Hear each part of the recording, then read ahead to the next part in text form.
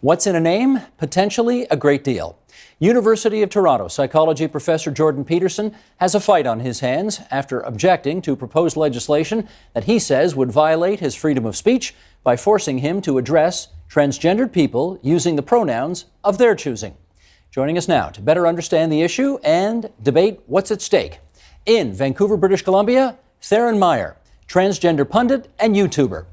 In the nation's capital, Kyle Kirkup, professor of law at the University of Ottawa. And here in studio, the aforementioned Jordan Peterson, professor of psychology, University of Toronto, Nicholas Matt, lecturer, transgender studies at U of T, and Mary Rogan, whose article entitled Growing Up Trans is featured in the October issue of The Walrus magazine. Good to have you three here and our two friends in Points Beyond. We appreciate everybody being on the program for what is, I think, one of the hottest topics in the country today, Professor Peterson, and it's all because of you. And I think before we go any further with our conversation here, I want to give people a sense of how hot this has got, starting on the downtown campus of the University of Toronto. Sheldon, if you would, roll it.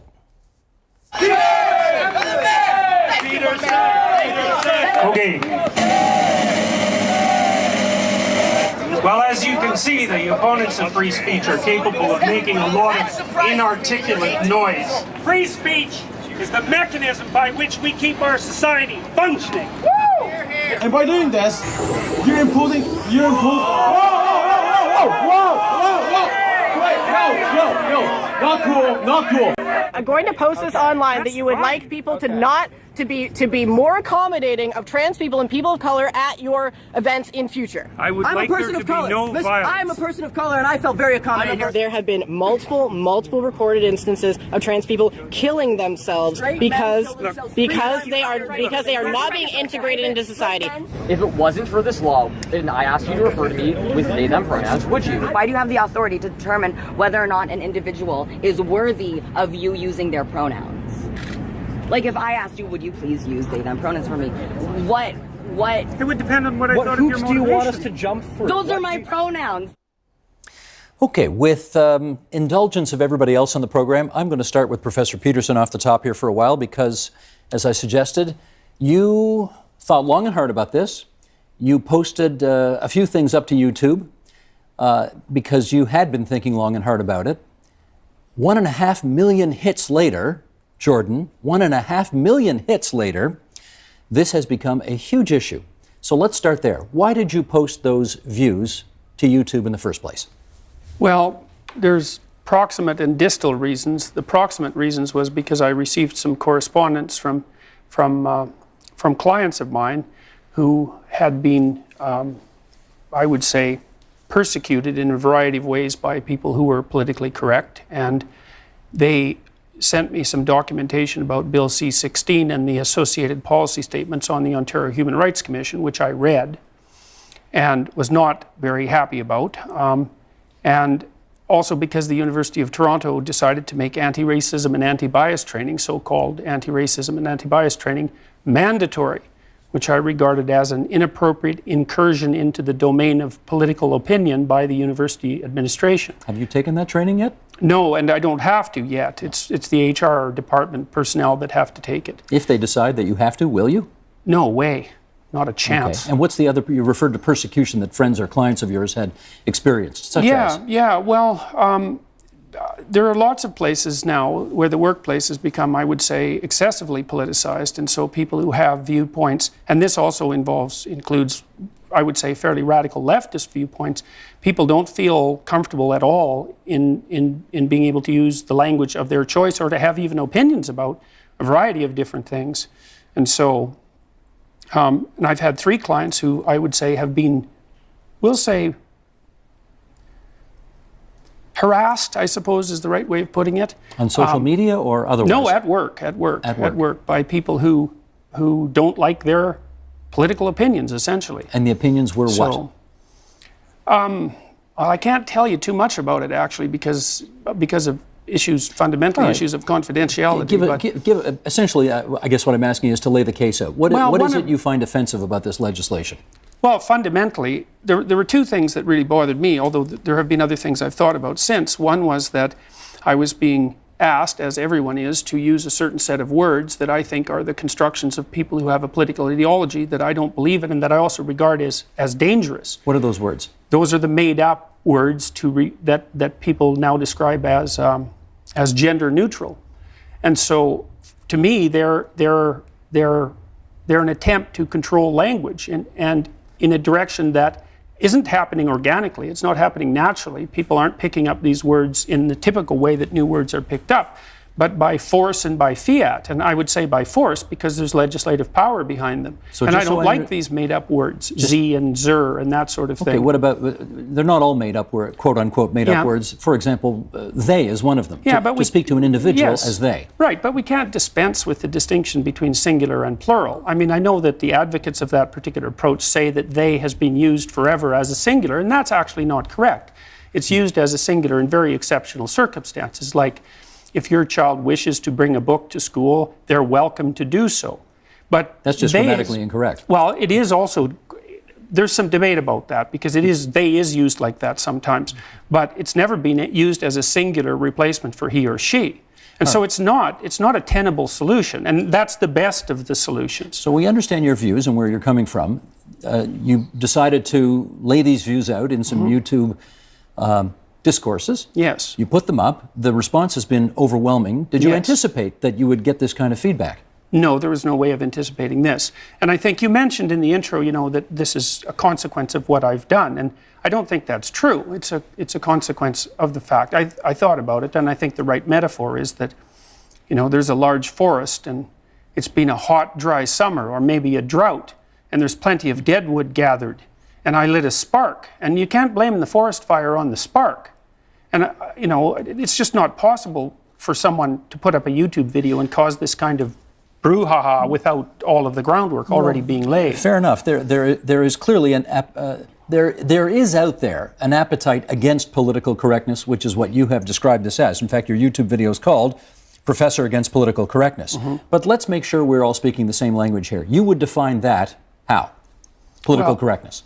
Well, I think it's a particular kind of ideological game, and I think the outcome is twofold. It's to make the player feel morally superior and also to take rather serious axe swings at the foundation of society. And so the game is identify a domain of human endeavor, note that there's a distribution of success. Some people are doing comparatively better and some people are doing comparatively worse.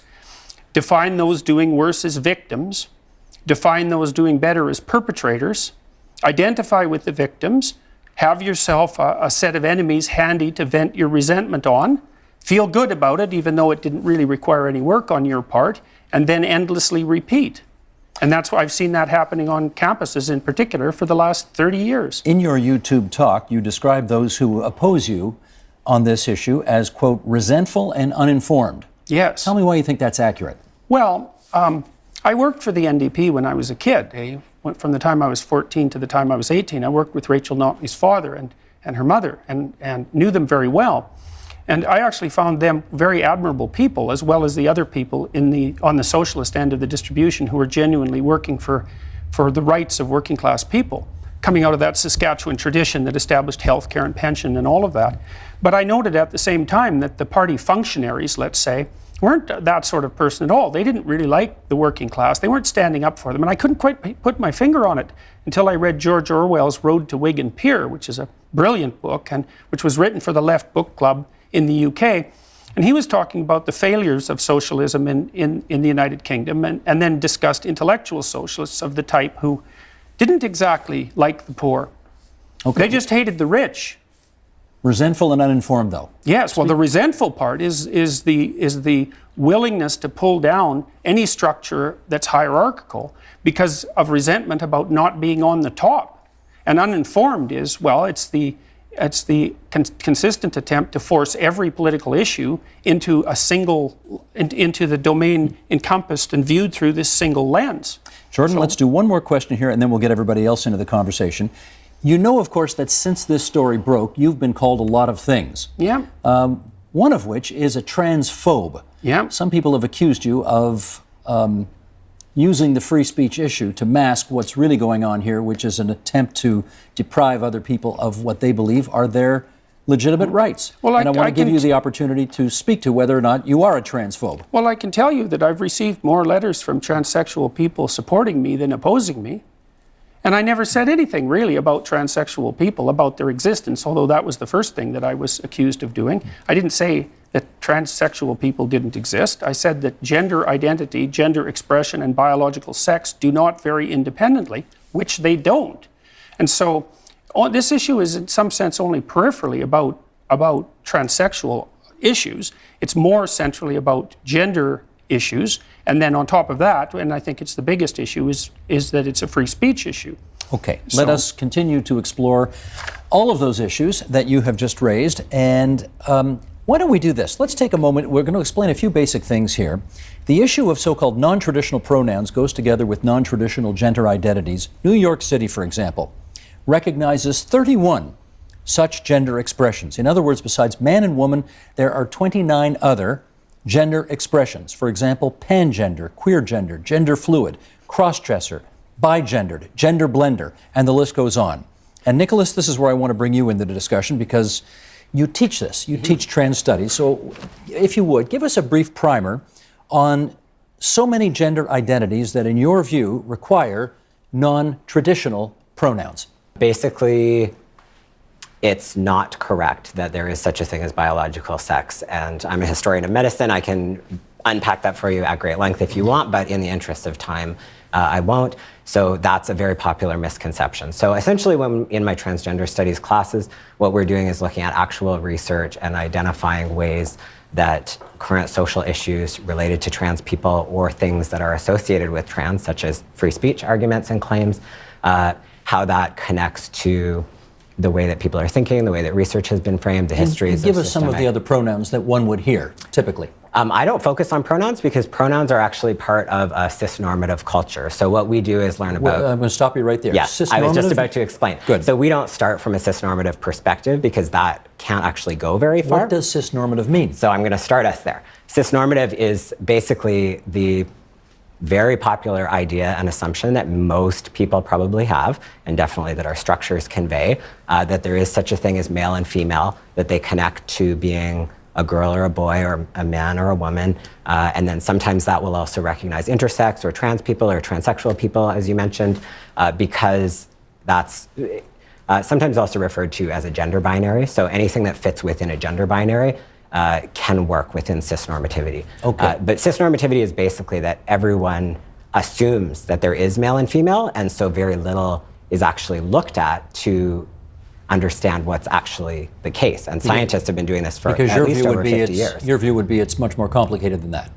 Right, it's not my view. I just know that for over 50 years, scientists have shown that that's not true, and yet our social systems haven't been able to find a way to address the level of complexity that people actually experience. Can I step in, Steve? Stand by for a second, because I want to let everybody else get in first, And I then we'll get you in. you either, so. Mary, how prevalent is transgenderism in our world?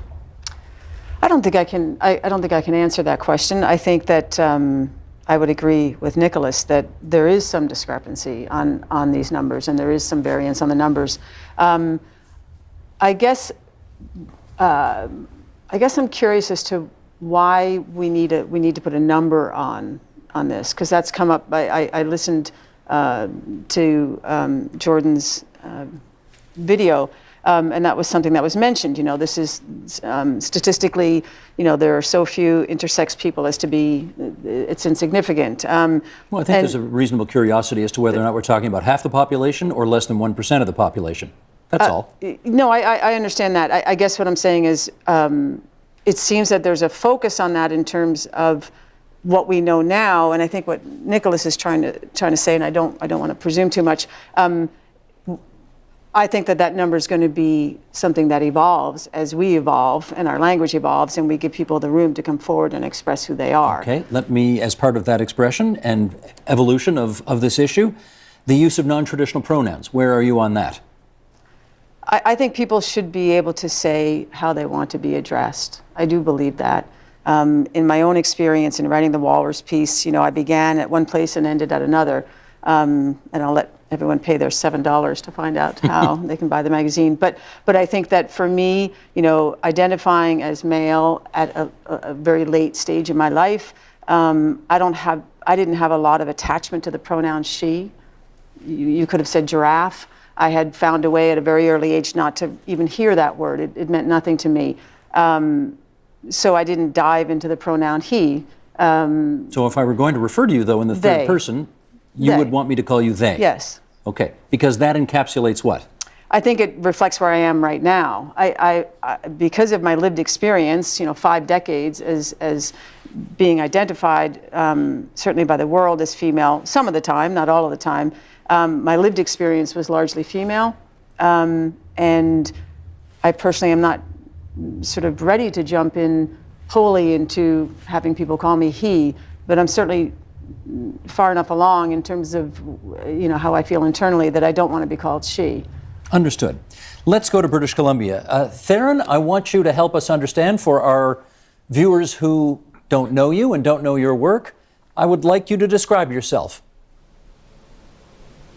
Well, I make political commentary mostly on YouTube, and I mostly focus on basically countering with my own personal perspectives, countering what I consider to be the kind of hegemony surrounding the political hegemony surrounding trans politics, and what I consider to be quite ridiculous opinions and demands coming from what has come to be known as kind of the political trans lobby. I'm not as good at this issue as I should be, so I'm going to look to you to help me use the right words here to describe how you were born and what you see yourself as now. So is it accurate to say you're a trans woman? Yes, I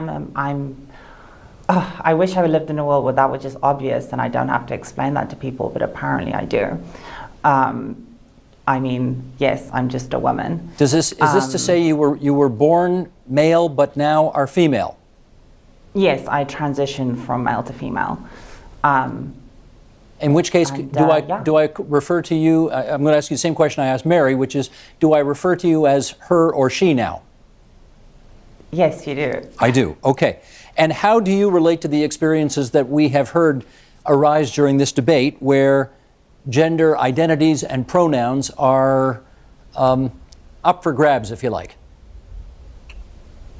I'm very skeptical of the ideology surrounding gender identity.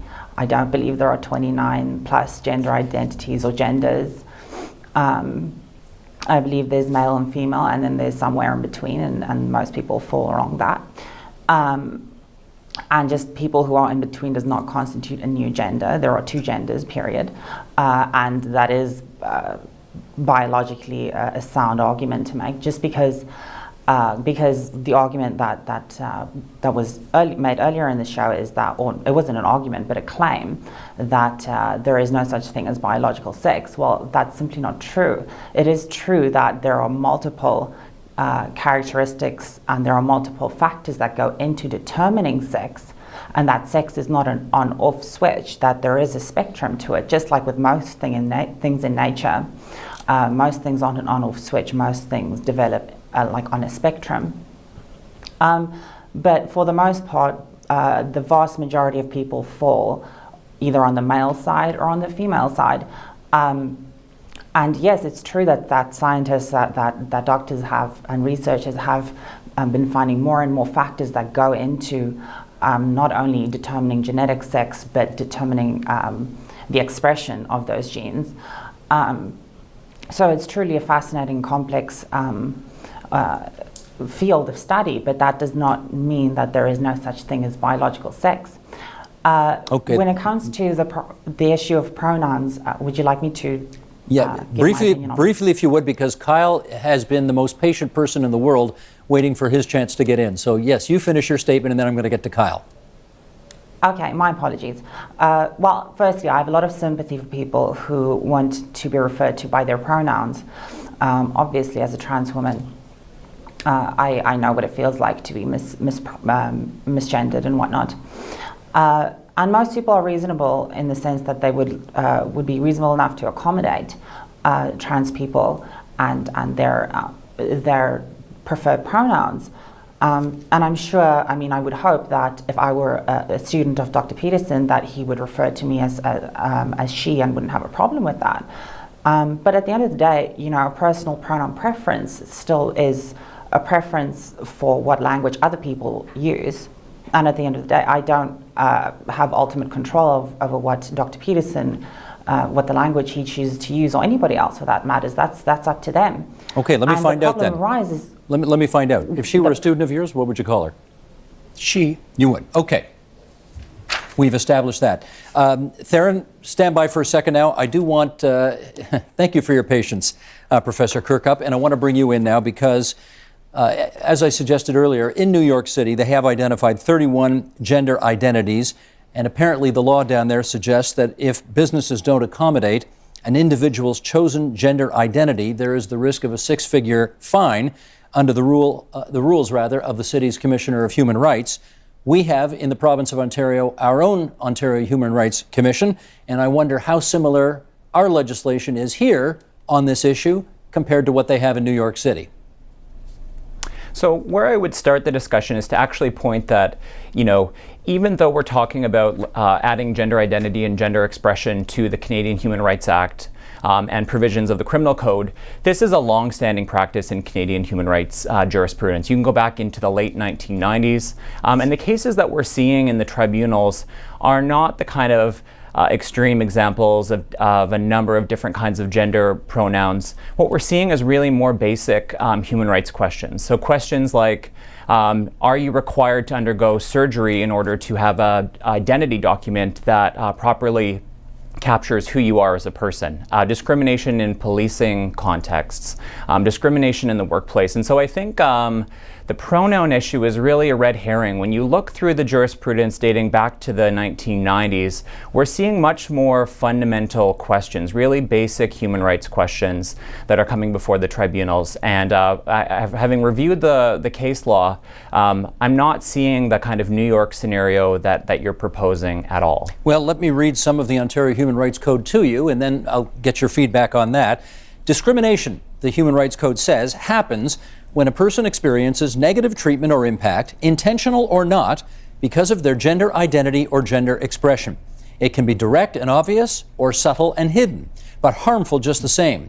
It can also happen on a bigger systemic level, such as organizational rules or policies that look neutral but end up excluding trans people. Organizations are liable for any discrimination and harassment that happens. They are also liable for not accommodating a trans person's needs unless it would cause undue hardship. And again, Kyle, I'll get you to follow up on that, in as much as if a trans person or somebody whose gender identity was more, shall we say, complicated than the male-female that we've been talking about so far, and the pronoun used to describe that person were not traditional, would the person have a case before the Human Rights Commission? So we haven't seen cases on that at this point, but I would say absolutely as a general rule that you should be thinking about in terms of employment settings, absolutely respecting trans persons' pronoun choice is really fundamental. And I can also say that in lots of circumstances, a pronoun may not even be required. There are lots of creative ways to avoid using gendered pronouns at all. And so I think that but when you actually look at the cases that are coming before tribunals, we're not seeing that to be really the primary issue. It's much more basic human rights questions, which is what the federal legislation here, Bill C-16, tries to accomplish. All right. I think we've set the table now. You want to get in on this now, I can tell. You've heard what the professor has to say. What's your response?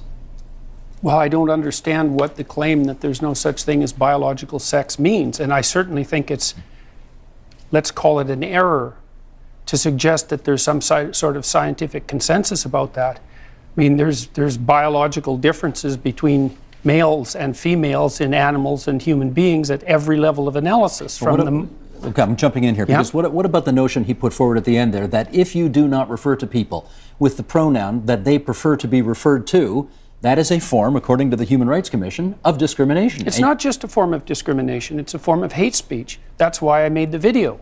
I said that we were in danger of placing the refusal to use certain kinds of language into the same category as Holocaust denial, and suggested that maybe that wasn't such a good idea, especially since there's plenty of debate to be had about gender issues in our society, which I also think are also in danger of becoming illegal, and quite rapidly.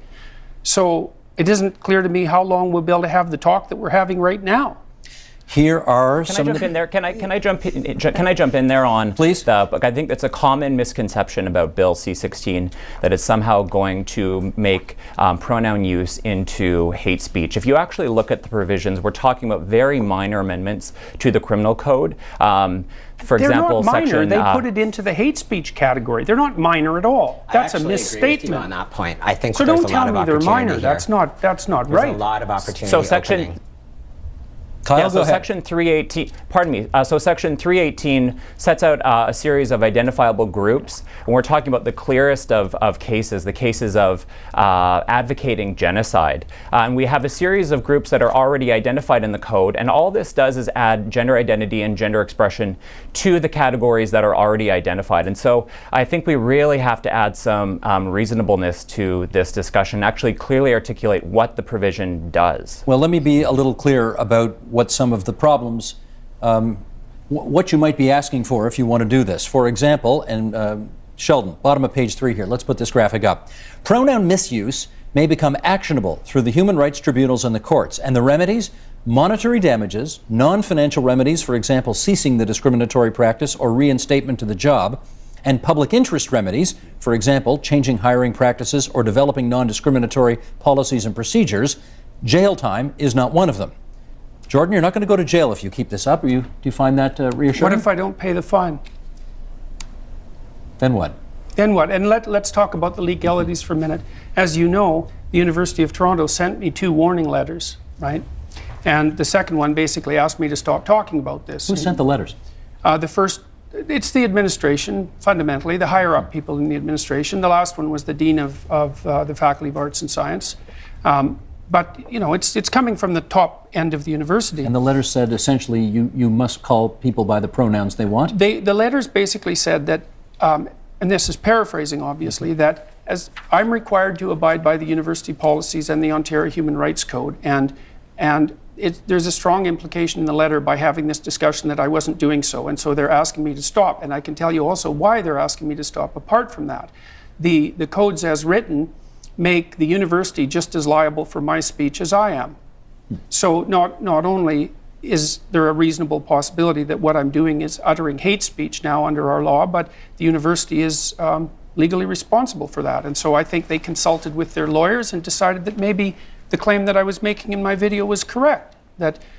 So I don't regard that as trivial, and I think that the lawyer who's discussing this is downplaying the significance of it tremendously. Could I speak to the campus climate about this? Because I don't agree with why Dr. Peterson has been asked to stop abusing students on campus. To stop doing what? Abusing students. I see. And other members of our learning community who do deserve respect and do deserve to be able to work and learn and contribute to society in a place where if they are physically assaulted, if they are the assault so far came from the social justice warriors who were at this free speech rally, and almost 2 million people have watched those so far. This is not accurate. Well, you can look at the videos yourself. Because people have been making complaints about your behavior. Yes, I understand that. Yes. And so we're seeing a greater opportunity for social justice happening that many people won't understand. Nick, can I be clear on something? You've accused him of abusing students by not using the pronouns they want to be addressed by. That's how I see it, absolutely. That is tantamount to abuse in your view? Absolutely. Many global documents, many organizations. How about violence? Is it tantamount to violence? Yes, How about absolutely. hate speech? Is it tantamount to hate speech? Yes, of course. It's hate speech to tell someone that you won't refer to them as in a way that they that recognizes their humanity and dignity. Mary, let me get you in on this at this point. Sure. You got something you want to say, or can I put a question to you? Both. Go ahead. Okay. For the question. You're a writer, Mary. I am. I know you care about free speech because you're a writer. Yes. Does Jordan Peterson have a little place in your heart because he's arguing free speech here? I think the interesting thing about Jordan and how I feel about his video, and Jordan and I actually had an opportunity to talk at length before I wrote the Walrus article. And And he sails really close to things that I think people can relate to. And I think that we all want to have, you know, an open discourse. We want conversations to unfold. We want people to feel like if they have something to say, if they have a question, they can ask it, that they're not going to be censored. But he sails really close and then right past it, and that's where he and I part ways. Because what I don't really understand is when you listen to the video, he piles a lot of things into the basket of using the pronouns that people want. And it seems to me, and you can correct me if I'm wrong, but one of his anxieties, and he talks about being fearful and anxious in his video, that somehow there's a cabal of trans activists who have so much power that they are going to basically, you know, using the pronouns that people want and capitulating to these demands, sort of pulls out the Jenga, you know, the critical Jenga piece of the Western canon, right? I mean, basically, Jordan is arguing that this is going to create chaos and anarchy, and that it's essentially a Marxist plot that is there to sow violence and there to sow confusion and topple any kind of hierarchy. Can I just jump in there for a second? Is that an accurate characterization of your view on this? I listened really closely to that tape. Okay. I think it is. Is it, in your view, has she accurately characterized where you're coming from?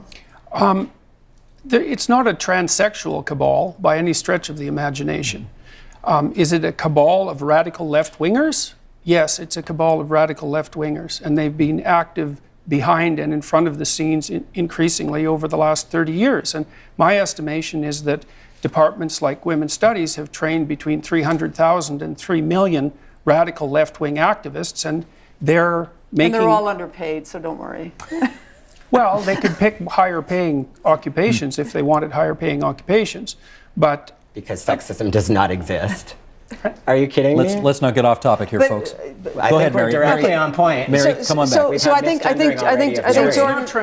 Jordan has conceded that I think I've grasped his concern. At the very least, I've grasped the concern, and that there is a kind of chipping away at order as we come to know it. The other thing that Jordan and I have in common is a real interest in language, and the idea of what can happen when language changes, when it evolves.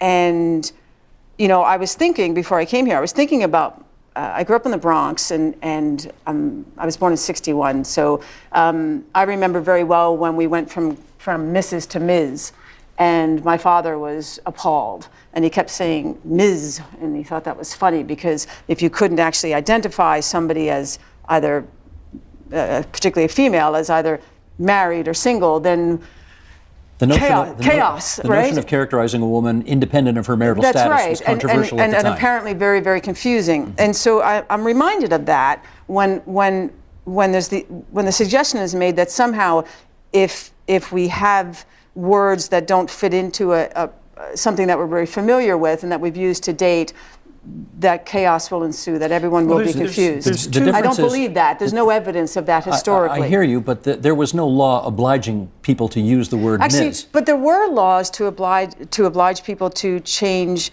the way that we referred to black people, for example. You know, there was a time when there were any number of words that we now can only say as letters. Can I say them on TVO? People were called darkies, niggers, coons, in polite company.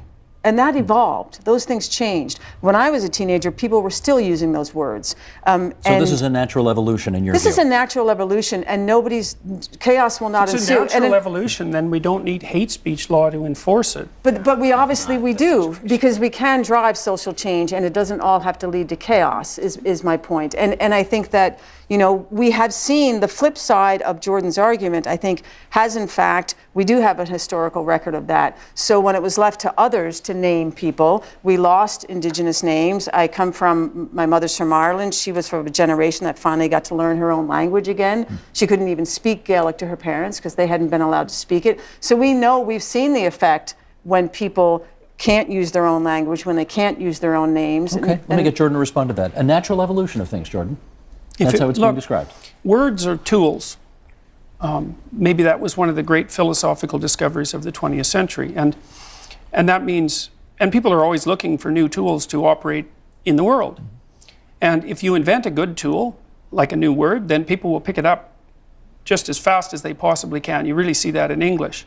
But the words that are being required now are not good tools, and that's why people aren't using them. And so instead what we have is the use of force, despite the fact that that's being denied. Although we've already established that, at least in the opinion of one of the people on this panel, I'm already guilty of a hate crime, which is what I said I was guilty of when I made that video. Steve, the issue with the law is quite straightforward. The government is requiring us to use certain language. That's not the same as not using certain language. And it's a line, and this is the fundamental issue. This is maybe the fundamental issue. That's a line we should not cross. We should not allow the government to decide which words we're allowed to use. It's a mistake. And it's a mistake that strikes right at the heart of free speech. And the thing about free speech is that it's not the right to criticize your leaders, which is what people usually characterize it as. Is freedom of speech is freedom to engage in the processes that we use to formulate the problems in our society, to generate solutions to them and reach a consensus. It's actually a mechanism. It's not just another value.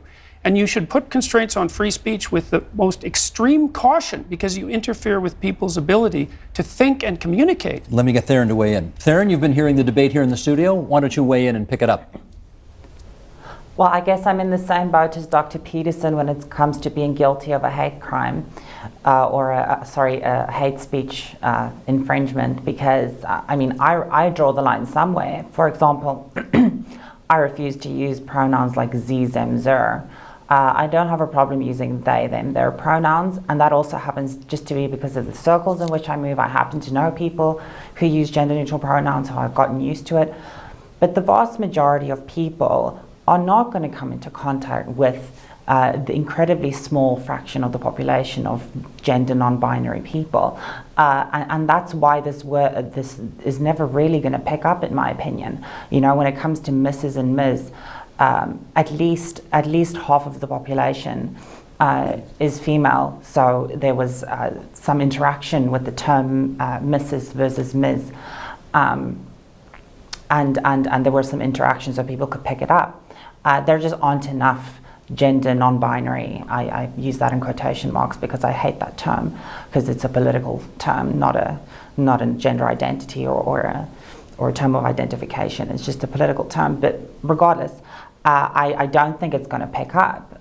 There's just not enough of these people to interact with.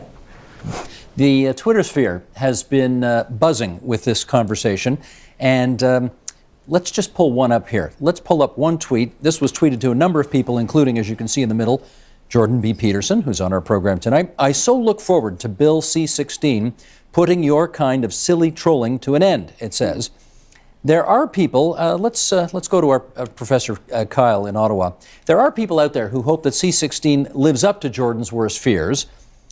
Do you agree that C-16 ought to be able to prevent people from expressing negative opinions about transgender people? So first I want to clarify that Bill C-16 only applies to federally regulated entities. So for example, the University of Toronto is under provincial jurisdiction, so is therefore subject to the Ontario Human Rights Code. So I think that's an important point to note. I also want to note there's been a lot of talk about the hate crimes. That seems to be like kind of an American import into our discussion. The only two changes that this Bill C-16 make are to make minor amendments to Section 318 and 718 of the Criminal Code. The first is advocating genocide, as I've talked about, a very, very extreme high standard. And then second off, at sentencing, after an offense has been committed and a person has been found guilty, what 718 does is it tells judges that they ought to treat hate motivation as an aggravating factor at sentencing, to treat that as a more severe form. And currently we have a series of identities that are set out in 718, things like sexual orientation, race. We don't have currently gender identity and gender expression there, and so that's what this do. So I just want to make it very clear that we ought not to be importing American concepts into the discussion here. And so to the extent that Bill C-16 makes changes only to, in the Canadian Human Rights Act context to federally regulated entities, which is not the University of Toronto. Nicholas, let me follow up with you. Why, in your view, do you think the trans community needs this kind of legislative protection? Well, thank you. That's basically the point that hasn't been raised yet, which is that people are actually suffering huge lack of access to resources that will allow people to survive. So people are being physically assaulted. People do not have counselors that they can go to who are not going to, as Dr. Peterson has done on YouTube, recommend that they actually become more anxious and more upset about situations. People are being assaulted. I brought all sorts of really depressing stats that people who are leaning towards thinking that this is not that big of a deal, those people need to look at those stats. But many people... Give us one stat. Yeah, so 58% of students could not get academic transcripts with their correct name or pronoun. That causes a huge chain of events for students or anybody who's had any kind of academic training. As everyone recognizes, we need to be able to have references, we need to be able to have resumes, we need to be able to get jobs. So I want to be sure that I'm clearly understanding your point here, which is, and therefore they feel disrespected, and therefore this affects their life in a very real way? Is that right? The feeling of disrespect is not as important as the ways that people in authority are able to circumvent the possibilities for living. So it has more to do with not being able to find housing and therefore being homeless. It has more to do with not being able to get jobs because people are discriminated against. So we're not actually we shouldn't be talking about free speech. What we should be talking about are the social issues facing people who are being discriminated against and what that looks like on campus, which is that some professors refuse to offer basic dignity to students and colleagues. And that leads to people missing classes, it leads to people dropping out, it leads to a lack of positive opportunity for society to actually benefit from the contributions of many, many people. And I also don't teach that there's a huge divide between trans people and non-trans people, because I would say the number is 100% of people will benefit from more open discussion. And one of the problems is that it's being addressed in a black and white way. So it's too bad that we can't actually have an open conversation because there's a huge wall of violence between us. Here is somebody who did not share your view on that, because we invited another guest to be on the program today, and this person initially said yes, and then sent a Facebook message to our producer, Wojtek Schemberg, saying, you know what, changed my mind. Giving Jordan Peterson this platform serves to legitimize his views, which are based in bigotry and misinformation. The humanity and rights of transgender, non-binary, and intersex people are not a matter of debate, and holding a debate which places a false equivalency between the views expressed by Peterson and the human rights concerns of the trans community would be an act of transphobia. Therefore, none of us wish to participate in this. Okay. Thank you. Thank you for reading that. That's a very important perspective. That's why I read it. I wonder whether, Jordan, everybody's talking past each other here. You are trying to make a point about free speech. The other side. I think we're talking past each other. Well, but the others, you're trying to make a point about free speech. The other side is trying to make a point about the rights, the human rights of trans people. That's not the point that you're trying to make. Do we have two different groups here that are trying to make two different points, and they find themselves in the same bowl of soup, and that's why this has turned into the conflagration it has? Well, it's partly that, because the issues we're discussing have to center on some actual issues, and they happen to be centering on the issue surrounding transgender language. But I don't think we're talking past each other at all in a fundamental sense. I mean, I think that the real problem here is that there's a concerted attempt being made by many people to subvert all values to the value of equality of outcome. And we need more than one value, first of all, if we're going to survive as a society, because you can't solve every problem with the same approach. But there are more insidious things, in my estimation, going on underneath. I mean, even the missive that you just read said that, well, even providing me with a platform, let's call it, to express my views, is something that shouldn't be allowed. It's like, yes, that's why I made the video. It was because many people are claiming that the expression of these sorts of views should no longer be permitted. And it's this view for now, but this is a minor issue in some ways compared to the larger issue that's at stake, which is our right to have discussions of this sort at all. Like, I mean, one thing that happened right when we started this was that there was an initial claim, for example, that there's no such thing as biological sex.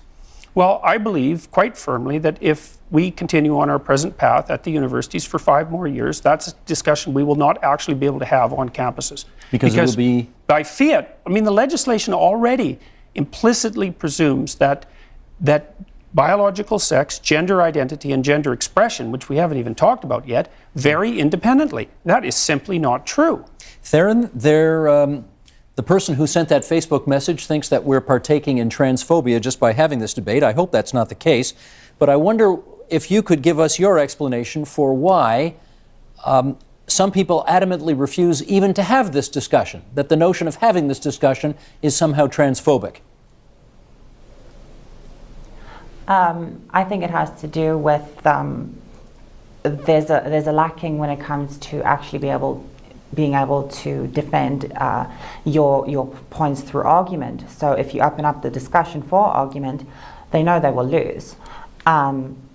I think it's absolutely ludicrous and insane to say that having this discussion is by default transphobic. I think it's even more it's equally ludicrous to call Dr. Peterson what he said transphobic.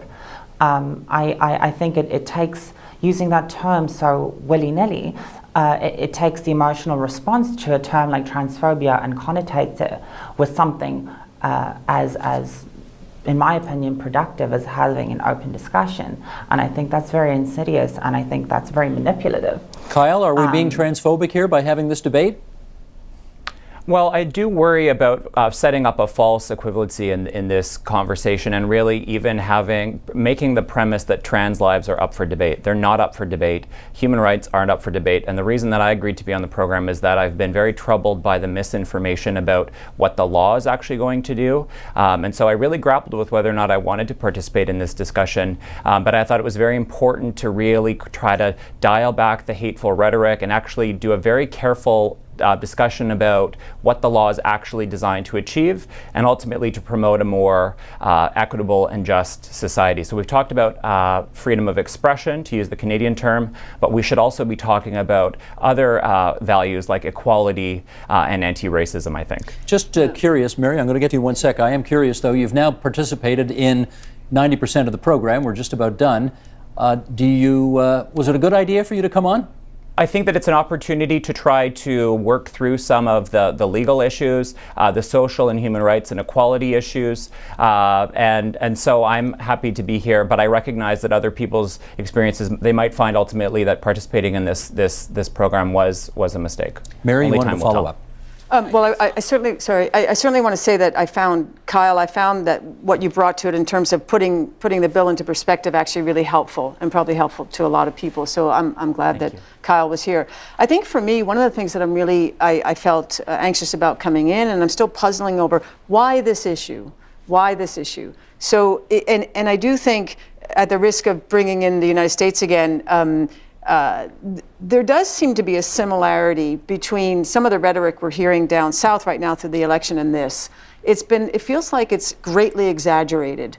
Sort of what will fall out from this, and we're sort of, it feels like a bit of a tempest in a teapot. I don't see the connections that Jordan is making, and as a person who identifies as transgender, it's very, very confusing that this is somehow up for discussion. You saw the tape at the beginning of the program of the. I mean, he tried to give a speech at a university campus, and was really quite mercilessly shouted down. And that would be one of the places where Jordan and I would have some common ground, in that there has been a trend in some ways for people to allow no platforming, and this person's views are objectionable, and we don't want them to come on the campus. What do you think of that?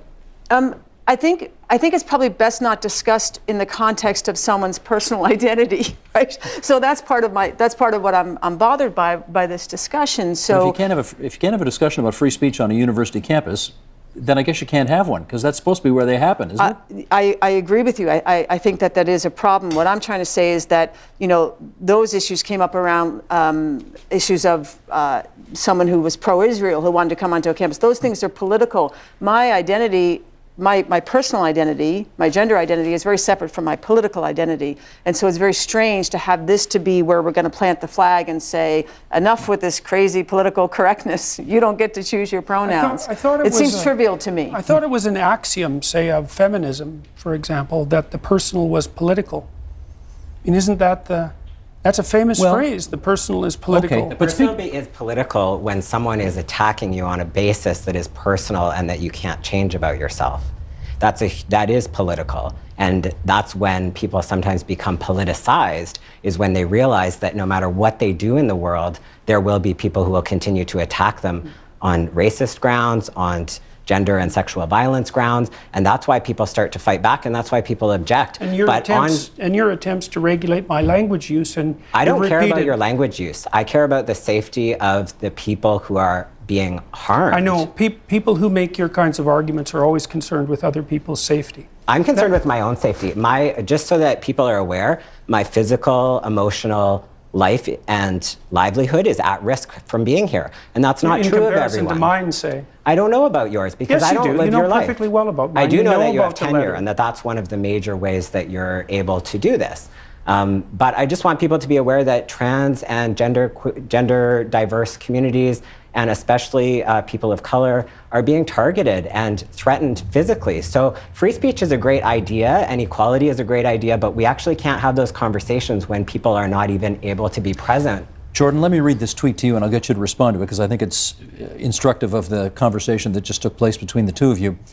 Can someone please explain to Jordan B. Peterson that there's a difference between freedom of speech and freedom from consequence? Do you agree there's a difference?